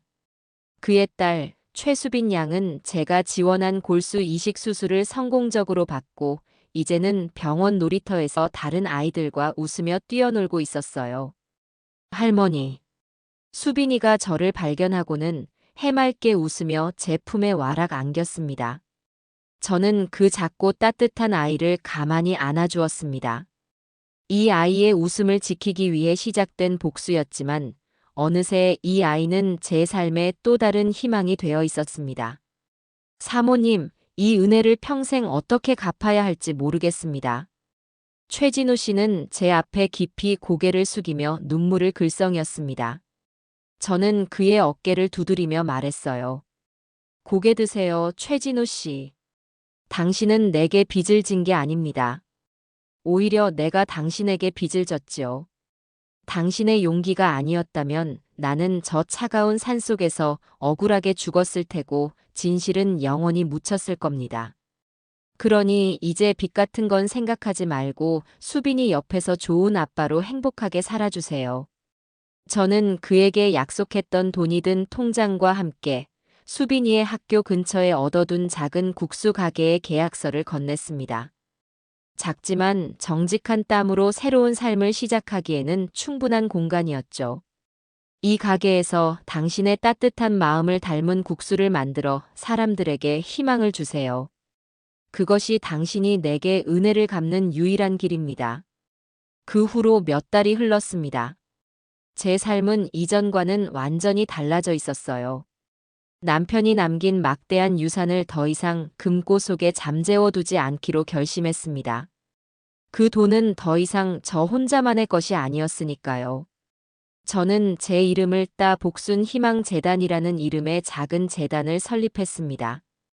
최수빈 양처럼 돈이 없어 치료받지 못하는 소아암 환자 아이들을 돕기 위한 재단이었죠. 처음에는 혼자 시작한 작은 일이었지만 제 사연이 언론을 통해 알려지면서 각계각층에서 도움의 손길이 이어졌습니다.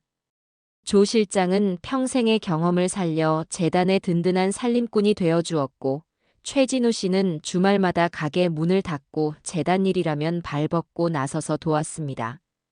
어느 맑은 가을날, 저는 문득 모든 것이 시작되고 끝났던 태백의 그 낭떠러지 길에 가보고 싶다는 생각이 들었습니다. 걱정하는 조 실장에게 저는 아픈 기억을 지우러 가는 게 아니라 새로운 시작을 확인하러 가는 것이라고 말했습니다. 태백으로 향하는 차창 밖으로 평화로운 가을 풍경이 스쳤고 마침내 도착한 사고 현장은 과거에 끔찍했던 흔적은 온데간데 없이 평온하기만 했습니다. 새로 세워진 하얀 가드레일은 마치 아무 일도 없었다는 듯 고요했습니다. 저는 가드레일에 기댄 채 낭떠러지 아래를 가만히 내려다보았습니다. 그날의 절망적인 순간들이 떠올랐지만 더는 두렵지 않았습니다. 그저 아주 오래전 이야기처럼 아득하게만 느껴질 뿐이었어요. 그 지옥의 문턱에서 저를 다시 살게 한 것은 무엇이었을까요? 처음에는 복수심이라 믿었지만 이제는 알 것 같았습니다. 저를 진정으로 구원한 것은 미움이 아니었습니다. 그것은 바로 딸을 위해 악마와 거래했지만 마지막 순간 인간의 도리를 저버리지 않았던 한 아버지, 최진우 씨의 용기였습니다. 그의 작은 양심의 불씨가 저를 살렸고 그 덕분에 시작된 복수의 과정 속에서 저는 역설적으로 인간에 대한 희망을 다시 발견했습니다. 세상은 추악한 욕망으로 가득한 곳만은 아니라는 것을요. 복수는 제 삶의 종착역이 아닌 새로운 출발점이었습니다. 핏줄로 이어진 아들을 잃었지만 마음으로 이어진 새로운 가족들을 얻었고 남편이 남긴 돈이 아이들의 웃음 속에서 살아 숨쉬는 희망이 될 수 있음을 깨달았죠. 그때 시원한 바람이 불어와 제 안에 남은 마지막 분노의 앙금까지 씻어내는 듯 했습니다. 사모님, 이제 돌아가실까요? 어느새 곁으로 다가온 조 실장이 물었습니다. 저는 그를 보며 잔잔하게 미소 지었습니다. 그래요, 돌아갑시다. 서울로. 아직 우리가 할 일이 많잖아요. 길고 길었던 복수는 끝났지만 저의 새로운 인생은 바로 이곳, 절망의 끝에서 다시 시작되고 있었습니다. 태백의 낭떠러지에서 돌아온 후 제 삶은 비로소 완전한 평화를 찾은 듯 했습니다. 복순 희망재단은 저의 남은 인생 그 자체가 되었고 하루하루 아이들의 웃음소리를 들으며 지내는 것이 제게는 가장 큰 기쁨이었습니다. 최진우 씨는 이제 재단의 든든한 기둥이 되었고 그의 딸 수빈이는 제 친손녀나 다름없었습니다. 사람들은 저를 천사 할머니라 불렀고, 저는 그저 이 작은 행복을 지키는 것만으로도 족하다고 생각했습니다. 하지만 운명은 제가 온전한 평화 속에 머무는 것을 허락하지 않으려나 봅니다. 제 앞에 새로운 불행의 그림자가 드리워지기 시작한 것은 초겨울의 스산한 바람이 옷깃을 여미게 하던 어느 날 오후였습니다. 재단 사무실에 한 초라한 행색의 노파가 찾아왔습니다. 낡고 해진 옷에 깊게 팬 주름 사이로 고단한 삶의 흔적이 역력히 드러나는 여인이었죠. 저 이사장님이 김복순 여사님이라고 들었습니다. 제발 제 딱한 사정 좀 들어주십시오. 노파는 제 앞에 무릎을 꿇고는 구슬프게 울기 시작했습니다. 자신은 평생 남의 집 식모살이를 하며 자식 하나만 바라보고 살았는데 그만 자식이 몹쓸 병에 걸려 길거리에 나앉게 생겼다며 재단에서 잠시 허드렛 일이라도 하며 숙식을 해결하게 해달라고 애원했습니다. 그 처절한 모습에 마음이 약해진 저는 그녀를 일으켜 세우고 따뜻한 차 한 잔을 건넸습니다. 어르신, 일단 진정하시고. 사모님, 잠시만요. 제 뒤에 서 있던 조 실장이 조용히 저를 막아섰습니다. 그는 날카로운 눈으로 노파를 위아래로 훑어보며 경계심을 늦추지 않았습니다. 조 실장은 평생을 제 남편 곁에서 온갖 인간 군상을 봐온 사람입니다. 그의 직감은 단 한 번도 틀린 적이 없었죠. 어디서 오신 누구신지 신분증이라도 한번 볼 수 있겠습니까? 조 실장의 차가운 물음에 노파는 더욱 서럽게 울며 품속에서 꼬깃꼬깃한 주민등록증을 꺼내 보였습니다. 박영자라는 이름과 흐릿한 사진. 모든 것이 평범해 보였습니다. 됐습니다. 저희 재단은 자원봉사자 한 분을 받더라도 절차가 있습니다. 정식으로 신청서를 작성해 주시면 검토 후 연락드리겠습니다. 조 실장은 단호하게 노파를 돌려보내려 했습니다.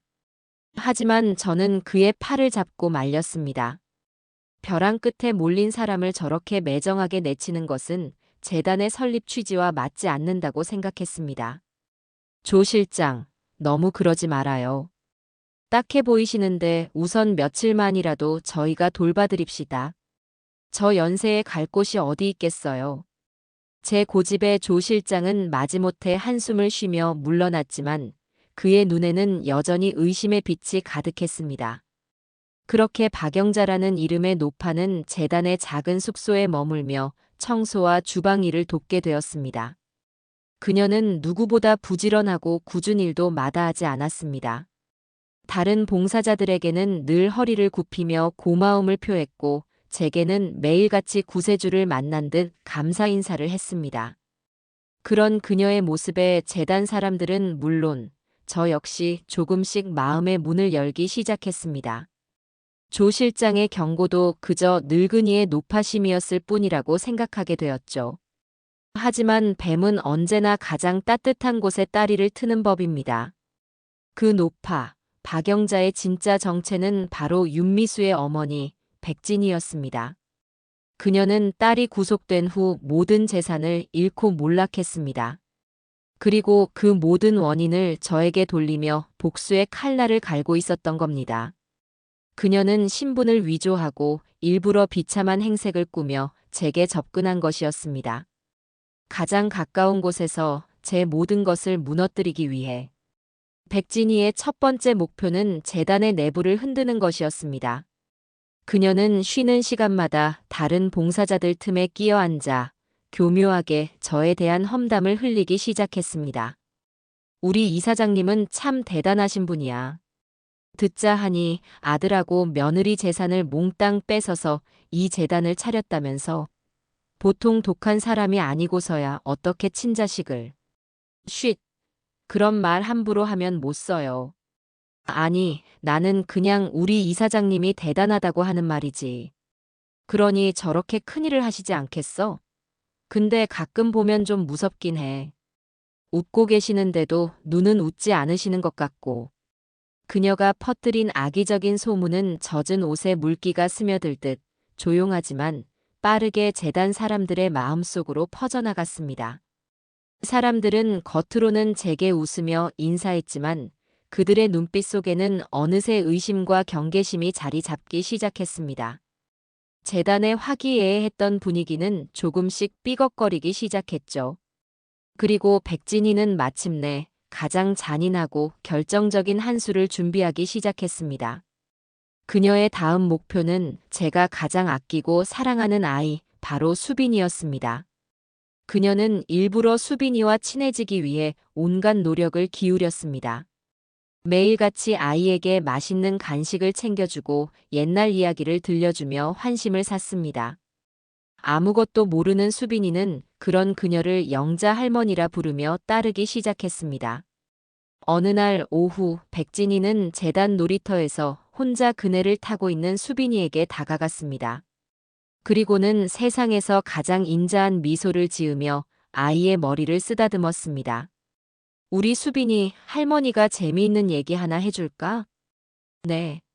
좋아요. 옛날에 아주 무서운 마녀가 살았대. 그 마녀는 착한 사람들한테는 천사처럼 상냥하게 대해주지만 자기 마음에 안 드는 사람들은 전부 감옥에 가둬버리는 아주 못된 마녀였지. 백진이는 동화인 척 교묘하게 저를 마녀에 빗대어 이야기하기 시작했습니다. 그녀의 이야기가 계속될수록 수빈이의 얼굴에서는 점점 웃음기가 사라지고 있었습니다. 그런데 그 마녀한테는 아주 예쁜 공주님이 하나 있었는데 마녀가 그 공주님을 너무너무 미워했대. 그래서 늑대를 시켜서 공주님을 깊은 숲속에 버리고 오라고 시켰지. 우리 수빈이는 그 공주님이 누군지 아니? 백진이는 수빈이의 눈을 똑바로 바라보며 악마처럼 속삭였습니다. 그 공주님 이름이 바로 윤미술에. 그리고 그 못된 마녀는 그 순간이었습니다. 그 모습을 멀리서 지켜보고 있던 최진우 씨가 무서운 기세로 달려왔습니다. 그는 백진이의 팔을 거칠게 잡아채며 수빈이에게서 떼어놓았습니다. 당신, 지금 내 딸한테 무슨 짓이야? 아이고, 최 선생. 왜 이래요? 나는 그냥 우리 수빈이한테 옛날 이야기. 닥쳐. 당신이 누군지 내가 모를 줄 알아? 당신 윤미수 엄마 맞지? 최진우 씨의 일갈에 백진이의 얼굴이 시퍼렇게 굳어졌습니다. 저는 그 소란을 듣고 사무실에서 뛰쳐나왔습니다. 모든 상황을 파악하는 데는 그리 오랜 시간이 걸리지 않았습니다. 제 온몸의 피가 차갑게 식는 듯 했습니다. 저 여자가 감히 내 아이를 상대로 저런 끔찍한 짓을 벌였다는 사실에 이성의 끈이 끊어지는 것 같았습니다. 당신 대체. 제가 분노로 떨리는 목소리로 말을 잇지 못하고 있을 때 백진이는 더 이상 착한 노파 연기를 할 필요가 없다는 듯 비릿한 미소를 지으며 저를 쏘아보았습니다. 이제 알았나, 김복순? 그래, 나 윤미수 엄마다. 네가 내 딸 인생을 망가뜨렸으니 나도 네가 가장 소중하게 생각하는 것들을 하나씩 아주 처참하게 부숴줄 거야. 이건 시작에 불과해. 그녀는 제게 저주를 퍼붓고는 미친 사람처럼 웃으며 재단을 뛰쳐나갔습니다.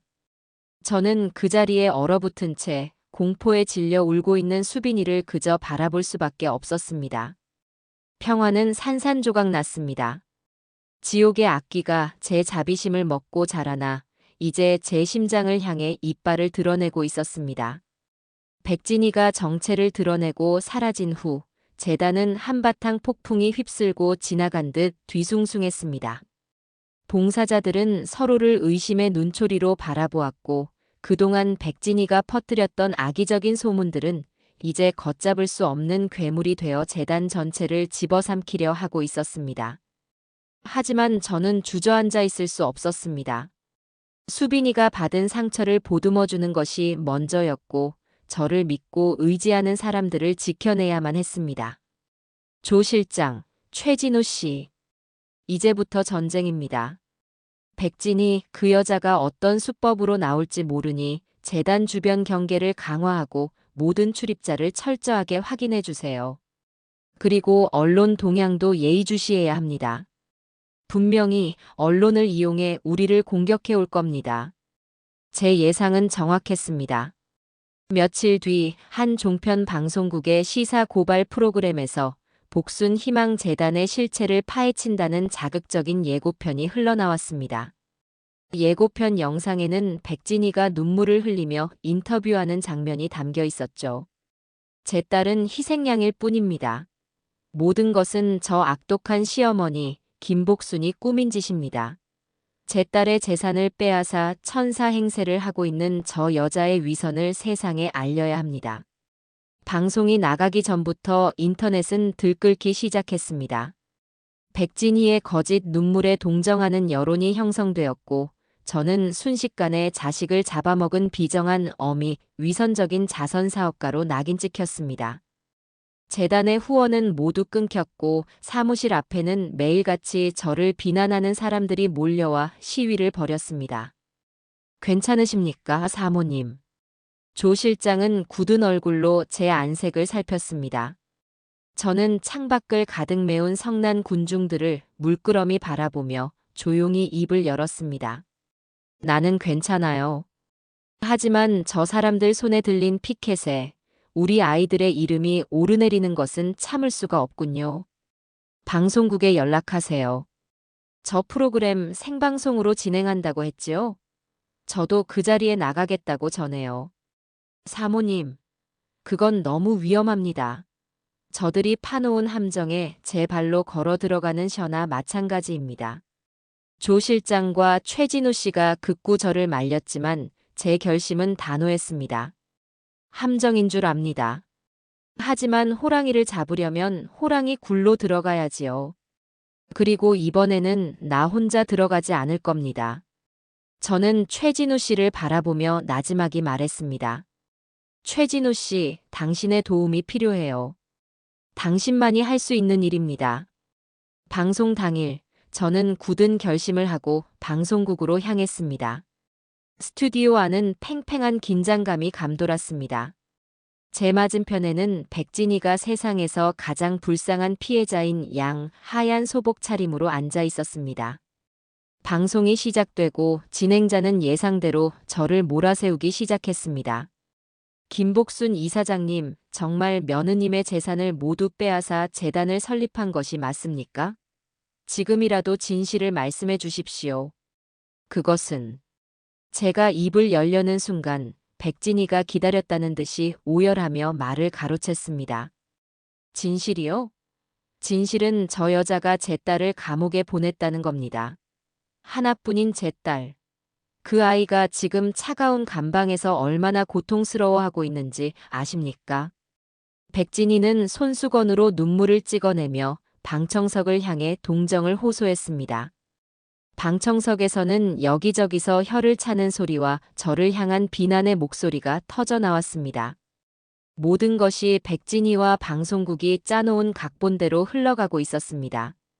저는 그저 묵묵히 그 모든 비난을 온몸으로 받아내고 있었습니다. 어머니, 어머니, 제가 잘못했어요. 바로 그때였습니다.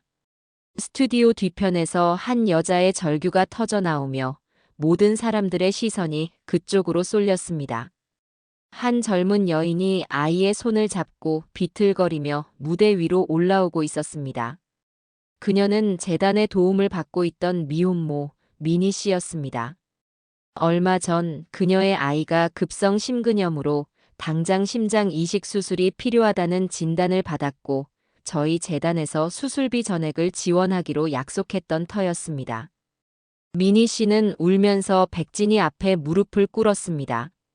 할머니, 죄송하지만 이건 돌려드리겠습니다. 저는 못하겠습니다.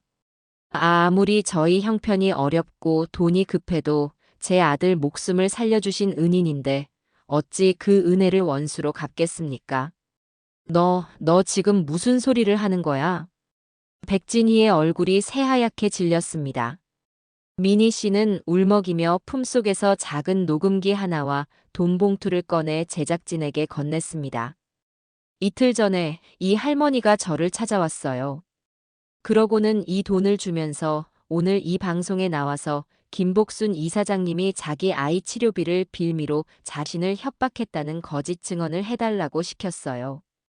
그러면 아이 치료비는 물론 평생 먹고 살 돈을 주겠다고요. 제가 잠시 돈에 눈이 멀어 나쁜 마음을 먹었습니다. 정말 죄송합니다, 이사장님.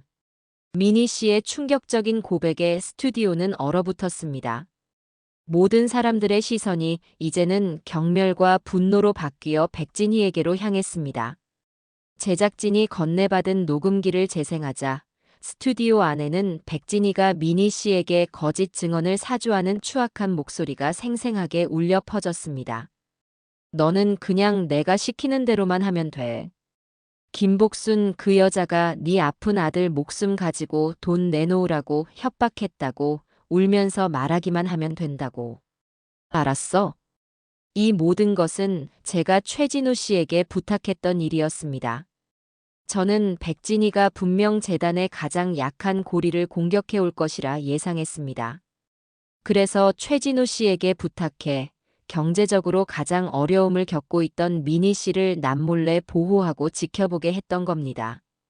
제 예상대로 백진희는 미니 씨에게 접근했고 최진우 씨는 그 모든 과정을 미니 씨의 동의 하에 녹음하고 있었던 겁니다. 저건 모함이야. 내가 안 그랬어. 백진희는 발악하며 소리쳤지만 이미 엎질러진 물이었습니다.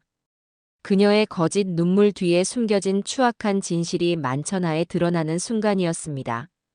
이제 심판의 시간이었습니다. 생방송 스튜디오는 그야말로 아수라장이었습니다. 방청객들은 백진희를 향해 악마다, 천벌을 받을 년 이라며 고성을 질렀고 기자들은 일제히 그녀를 향해 카메라 플래시를 터뜨렸습니다.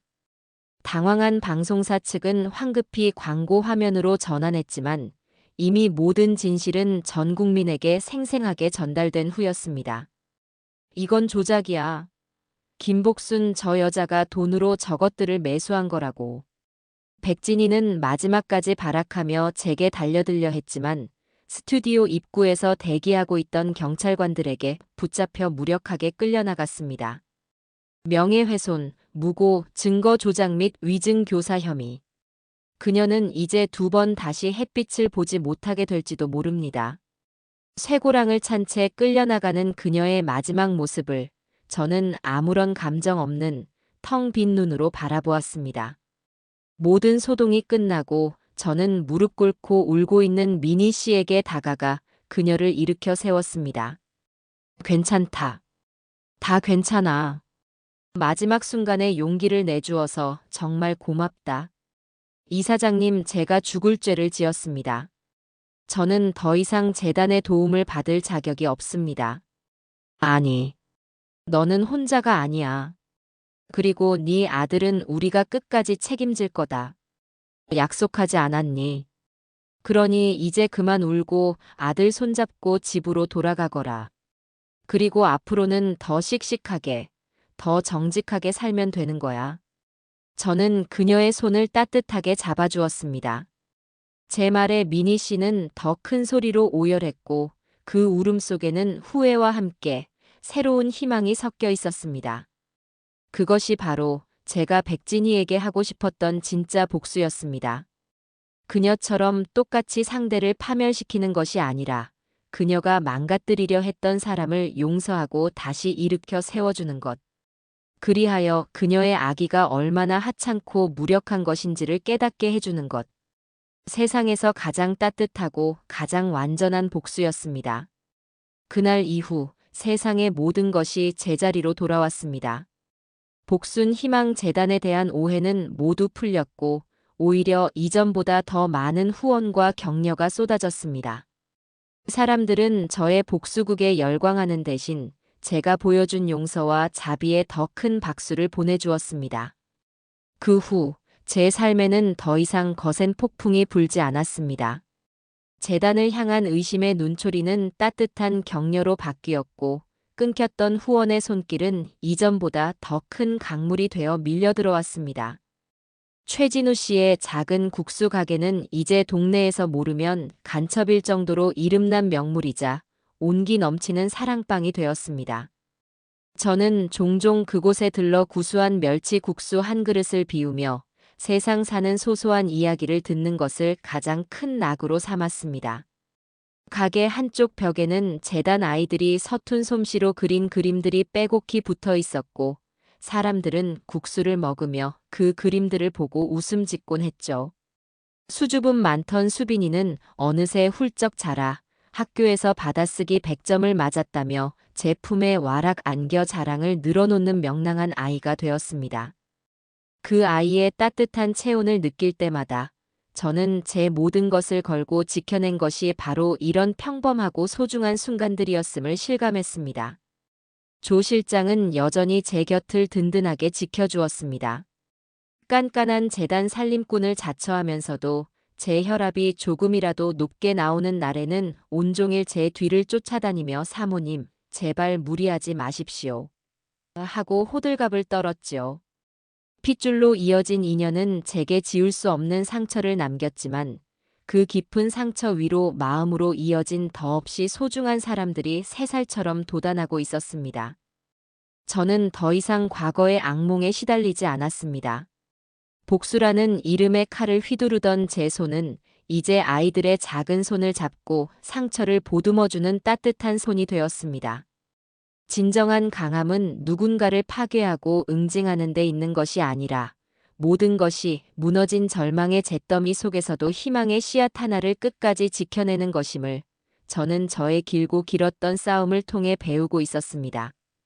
어느덧 따스한 봄이 찾아왔고 재단 마당에는 아이들의 웃음소리와 함께 노란 개나리가 활짝 피었습니다. 저는 휠체어에 앉아 그 모습을 가만히 바라보았습니다. 이제는 혼자 걷기엔 조금 힘이 붙였지만 마음만은 그 어느 때보다 가볍고 자유로웠습니다.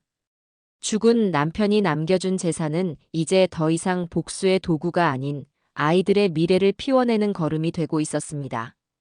그것이야말로 남편이 진정으로 원했던 유산의 의미가 아닐까 싶었습니다.